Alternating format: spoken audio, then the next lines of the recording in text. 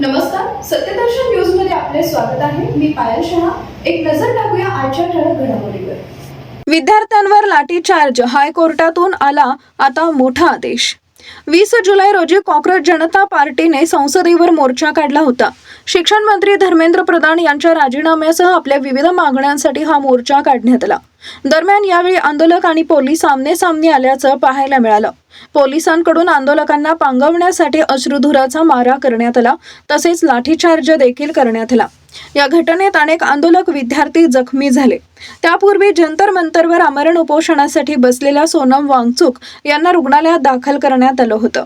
विद्यार्थ्यांवर झालेला लाठीचार्ज आणि सोनम वांगचुक यांच्या मुद्द्यावर दिल्ली हायकोर्टात याचिका दाखल करण्यात आली होती. या याचिकेवर चीफ जस्टिस देवेंद्र उपाध्याय आणि जस्टिस तेजस कारिया यांच्या खंडपीठापुढे सुनावणी झाली. आता यावर हायकोर्टाकडून मोठा आदेश देण्यात आलाय. या प्रकरणात दिल्ली हायकोर्टाकडून दिल्ली पोलिसांना नोटीस जारी करण्यात आली आहे. 4 आठवड्याच्या आत उत्तर द्यावं असं न्यायालयानं या नोटीसीमध्ये म्हटलंय.